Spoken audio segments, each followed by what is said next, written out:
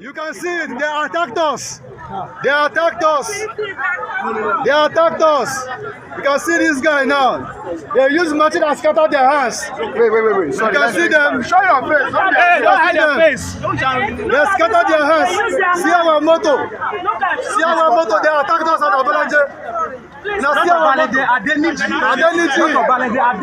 They attacked us at Adeniji. Now they see our moto. See them. See this one. Where's that black? See them. What can we clean them for? We need you. We need We need a help, please. We need a help, please. They attacked us as we are coming. You know, they see them. See them.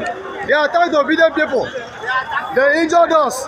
They came in mass with cutlass and gun. A heavy weapon.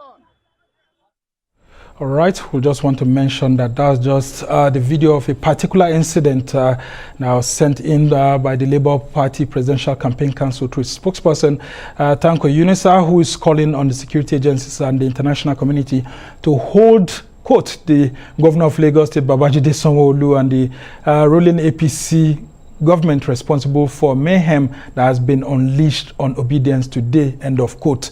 Well, I still have with me here Chief Edozie Ezugwa, who's a member of the Labour Party Presidential Campaign Council, and of course Zari Yusuf, who is a member of the Obidati Independent Campaign Council. Let's start with you, Zari. What's been your reaction towards all of this news that's coming out from Lagos as to the final mega rally being held by your party and your presidential candidate? Final mega rally, as you called it, I think the mission primarily is to make sure that at the very climax of our campaign, you know, that icing on the cake, somebody ruins it. So when Yunusa Tanko sensed that, I have worked with him. He's a very meticulous man. He's not moved by emotions. I'm not in Lagos. I've been following from the very early hours of people, you know, congregating at different locations. You know, at the Big Tent, provisions were made for different places people will meet before they get to the center of the rally. I think it's pathetic. And it equally emphasizes to every Nigerian what we are likely going to be facing if we miss this very opportunity. Now, it's typical of the ruling party. Very, very typical. It's not the first time it's happened. Yeah, but when you say the ruling party, I mean, like I had read, these are just allegations. What evidence do you have that the APC actually sent these people? I mean, this could have been any other person on the streets of Lagos, yes, who maybe doesn't like Peter Obi or doesn't like Labour Party. That's right. Or, quote, the obedience. It could have been any other person, but we follow trends. I remember, you know, in the early parts of the campaign, in Kaduna State particularly, you know, the propaganda that you cannot have more than 20 people on the street, and if you so have them, it could have been IPOB that came in over the night and all of those things. How I read that, how most obedience read that, how the Labour Party read that was, it was a propaganda in advance, such that when you have 2,000 people, 3,000 people on the streets, you may have just 5 people creating violence. And once you've linked it to a group that has been proscribed, you would have given a justification for violence against them. Now, we don't, it's typical of states ruled by the ruling party. You understand? So when you have videos, there was a particular one that was supposed to be leaked, but I do not believe it was leaked, where Tinubu was talking about how people get power. You know, you grab it, you snatch it, you go away with it. Yeah, I mean, that was in London the other time when they went but the truth, Chatham House. Yes, but the truth of the matter is, Lagos is the, I would say, the stronghold of the candidate of the ruling party, as far as I'm concerned, or he thinks it's the stronghold, and the people have been caged for too long. They want to set themselves free. And you think that they want to vote Labour Party if they want to set themselves free? Oh yes, oh yeah. Because there have been these talks that that's Labour Party does not have the capacity to be able to upstage the APC in Lagos, because the APC has, you know, had a foothold over that state for several years. Just very quickly, I want you to end on that before I come to Edozie. Let me just be honest with you. What you see today in Lagos is a typical example of Labour Party's capacity to not just upstage. So, because it's not just about taking power, it's about burying the old order. Yes, basically that's interesting. no. Basically, that's you just actually use some very strong words. Yeah, you could see Burying it. You could APC see it. in Lagos. Well, it's left for our viewers and of course Nigerians to decide. But if you accuse the APC of masterminding this, then what will you say about the APC also ensuring that you had the venue, the Tafawa Balewa, the square for you to be able to, organize your rally and all of that? If they didn't want you to have that square, I mean, they could have used their strength to muzzle you out. We've seen some other state governors are doing that. Well, don't forget the fact that there was a time when Labours, they were doing a road walk, march, and the rest of them. And at a stage, they were opposed to it. And they have, sometime one way or the other, we've gone to court and get these things sorted out. And all these things is all the hiccups, problem they want to, create so that we'll not be able to have a full impact. Because we know quite all right that they are, like he said, the old era is coming to the end. All those manipulations and the rest of them, all those thuggery in recruiting, exploiting the youths that are not doing anything, introduce them to criminalities and all those things. Otherwise, under normal circumstances, will normal human being use bottle or match it to choke the fellow human being just because you want to secure a favor? Why should you? Then you are asking, why are we sure that they are the people? You know these things, you don't need to, because we have been in the system. Quite all right. The cabal do not want Nigerian to be free and progress just like every other nation of the world. The status of Nigerian today on international engagement has been reduced to nothing. If you are traveling outside the country with people from even Ghana to go here, once you are in Nigeria, you'll be set aside. Yeah, but that's why I said that you accuse the APC now, but this same APC allowed you to have access to the Tafawa Balewa Square. No, and I mean, that facility is owned by federal government, but of course, it's located in Lagos and the state has some influence. So if the governor didn't want, like your spokesperson is saying, if the governor didn't want that rally to take place, he would have frustrated, maybe he would have gone to one primary school like it's been happening in other states. Let me tell you, after our outing in the Nasarawa, when we went there, this started from the Nasarawa, the first outing we have.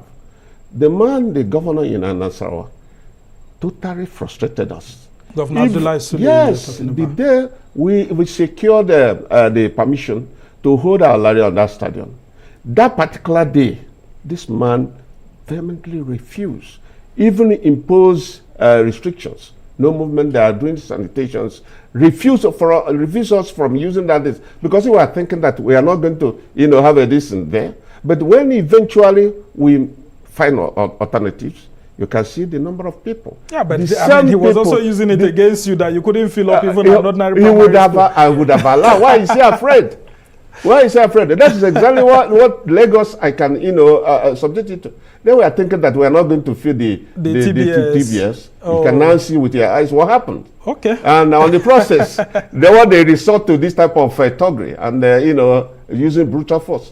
Is it how it's going to be? Well, it's an interesting perspective that you're bringing. So the initial thought was maybe, TBS will not be filled up. Yes. So when they saw the TBS being filled up, they engaged on the use of thuggery. Well, it's left for you to be able to prove the allegation. I come back to you. Talk to us about Peter Obi as we try to round up this conversation to get into the next issue. Why should Nigerians vote Peter Obi? And what has Peter Obi been telling Nigerians as he's been going around before this final mega rally, as you people call it, in Lagos? Yes. Peter Obi is the rejected stone that has become the head of the chief cornerstone. That's right. You see, when you see an honest man, when you see a man whose private life, a man whose career in banking, a man whose career in governance speaks for itself, a man who connects with the masses. I was on an interview and I said to people, who would dare go into any market square? Who would dare go into Mubi? Who would dare go into Southern Borno, the refugee camps, with all that they have suffered, and just face them like every ordinary Nigerian? You do not need a bulletproof car. You do not need the DSS. or the security pushing people in away. one instance, he was even told not to take a helicopter to the southern part of Borno, but he did. He did. Defying the security advisory given to him. So and primarily, all of that. first we have a man who identifies with the masses. Secondly, what other options do we have? Basically, they are people that have been tried over time. They have been tested over time, and they have failed over time. Now, he has come with, this is what he speaks to the people. You see, this story of one person saying, I used my car to take your wife to the hospital when she was about to give birth, so now you have to vote me. Another one saying, I speak the same language with you, I am the only one you need. He doesn't go with that story. He has never asked the Christians to vote him because he is a Christian. He has never asked the Igbos to vote him because he's Igbo. Yeah, but there are allegations that he's sort of going around to, especially the northern parts of the country, speaking with the northern minorities and allegedly trying to stir up emotions between northern minority Christians and, the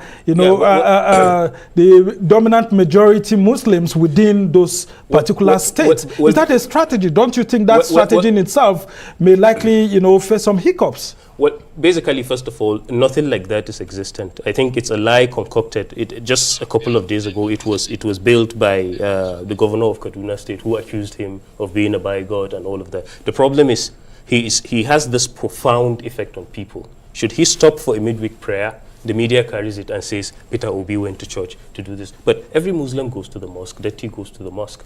And with the caliber of Detti, with the kind of person he is, he will definitely not have associated with anybody that writes on religion and ethnicity. Detti has a university. Whatever he does in that university is typical of the kind of person he is. When you go there, so it's not about, you are my cousin, you are my in-law and all of that. No. And then, so the lie about trying to use, and then the story of majority and minority is non-existent. Typically, you think so, especially in northern part of the country? In the northern, it's a propaganda in the northern part of the country, a certain lie. And like I said, I know the chief propagandist is the governor of Kaduna State, who has gone around virtually every media station talking about Christian enclaves. So you appeal to ethnic sentiments, you appeal to religious sentiments, and then you accuse someone else of doing it. So a villain is working hard to play the victim. All right, I'll just ask you to hold on there. Let's go on a short break. And when we come back from the break, we'll be talking about President Muhammadu Buhari setting up a transition committee in the face of fears that there may be an interim government, elections may not hold, and all of that. Isn't that supposed to be some sort of succor? But, well, some members of the opposition are thinking otherwise. When we come back from the break, we'll be talking about that. Stay with us.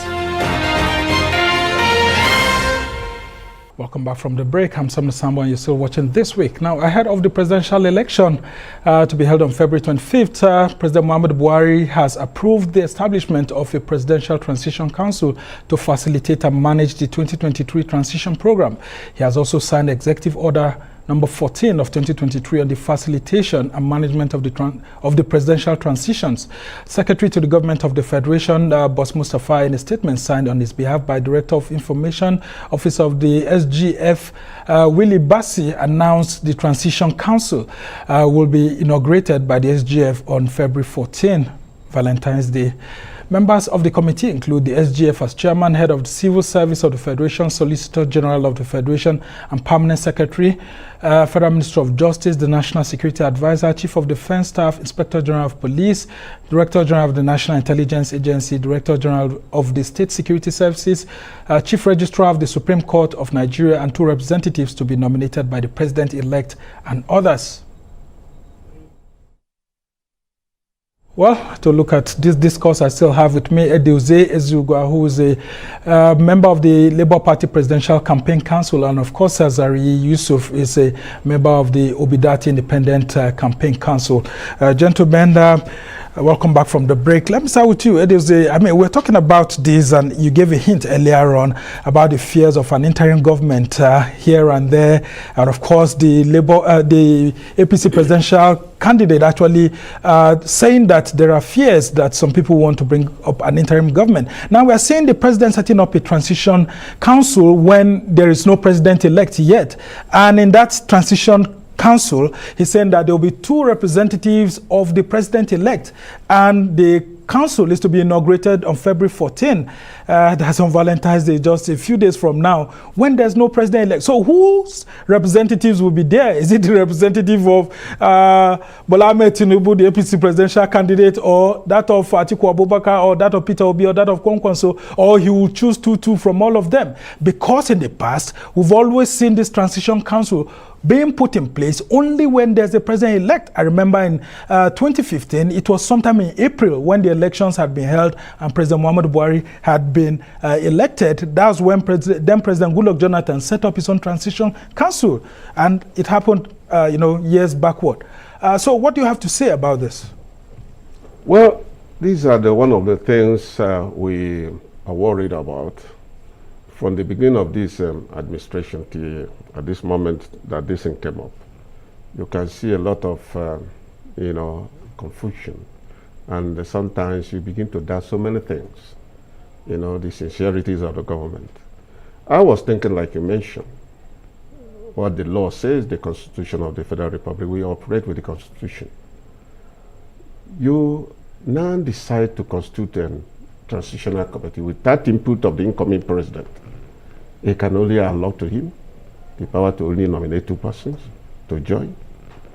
I don't know what the law says about this. Our Constitution. There's no law. That's why there's an executive order that's been signed by President Buhari. If there's an executive order, issued by the president to the National Assembly for them to come up with. But the fact remains that if you want to do something like that, you must make sure that every stakeholder has to be on board. You must be able to consider who and who. I don't see it as one of the immediate needs for them, unless he's trying to prove to the international community or Nigerians that he has his sincerity, his body language, that he has to hand over, that he has to move, that there will be no need for interim government or whichever way, or even to shift the date of elections. But left to me, I will think if you want to do things, you must try to do it in such a way that all the stakeholders, all the people that matter must be on the board. It's not issues that we sleep and wake up again and start constituting a committee. All right. And I come to you, Azari. Let's talk about this. Isn't it a measure of some sort of sincerity for President Buhari to want to do that? I mean, by constituting these to show people that, like he has said, that he's prepared to be able to get ready to hand over. And then, of course, one of the important things that he mentioned, there are 2 slots for the president-elect. Now, should we take it that that 2 slots is going to be left empty, or how do we people that 2 slots that's supposed to come from a president-elect that's yet to emerge? Well, to be very honest with you, I think that sort of that is supposed to show commitment. But if we want to critically look at it, to a large extent, it could stir more suspicion when you look at the composition of it. And you say to yourself exactly, well, the elections haven't held yet. So from one end, we could say, indeed, it's a commitment to show that we are not moving this election. We are committed to making sure it takes place and all of that. But like I said, of course, it's a presidential order, and then there are a whole lot of things you could do with your executive powers and all of that. But I think checking the pulse of the nation, looking at what people fear, looking at what the APC recently is pushing for, an extension, and all of those things. Although the APC has denied, the APC as a party saying that it's prepared for elections. They have opposition parties like yours that are planting the stories that they are not prepared for elections. They have denied a whole lot of things. They have denied the bullion van. I think somebody sat down in broad daylight and told Nigerians it was empty, it missed its way. Another one said the incoherent speeches were doctored and all of that. So the APC is capable of virtually everything. So, well, quite frankly, if with a measure of sincerity, we would say it's supposed to demonstrate that this is happening. So should Nigerians give the president a benefit of doubt?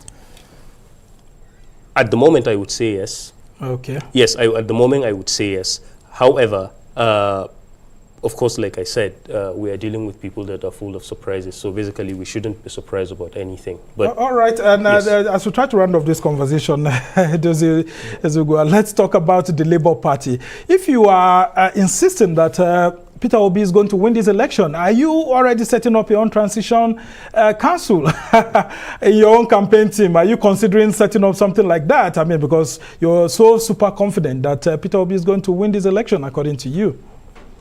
Yeah, from the look of things, and being practical and facing the things the way it is. I'm not a gambler. I've never been involved in gambling. I'm on the field, and based on the facts and figures, I know that Nigerians cannot wait a second again to elect Peter Obi as the president of the Federal Republic of Nigeria. We are moving. We are so confident because we know what we are doing. We are not gambling anywhere at all. I am quite sure that Peter will win that election at the first, not even talking about the second runoff. The runoff. But some people are afraid. They have started to jitter here and there. And you can see the fears on their face and all kind of things. You remember, I told you, very the quickly, person that is holding the ball in a game of football that people pursue, they pursue him like any other. This is crazy to start the ball. But Peter will not release what he scores. Okay, very interesting perspective. Yeah. And to you, as we just try to round off the conversation, how sure are you that in this 14 days that's left before election day, that Peter Obi will emerge winner? I mean, we've seen both the governing party and then the main opposition saying that Peter Obi may come third. In fact, one person even said fourth position. So what yes, do you well, that's their wishful thought. First of all, Peter Obi has broken a certain. He's establishing a new voting pattern, where you don't just lock up a state and say it's going left or it's going right. He has brought to the people the ground to ask every candidate, what exactly are you bringing to the table? So he has established that. He has broken the jinx in Kano. He has broken it in Sokoto. Bauchi, that everybody would have thought he would just go and be alone in this. I mean, come on. I've said it, there are places he has gone that other politicians, even from those localities, cannot dare go. Well, appealing to the minorities, like El-Rufai said. So are you so confident that in your campaign you can start preparing for a transition council to, like President Buhari is already doing? Oh yeah, that's right.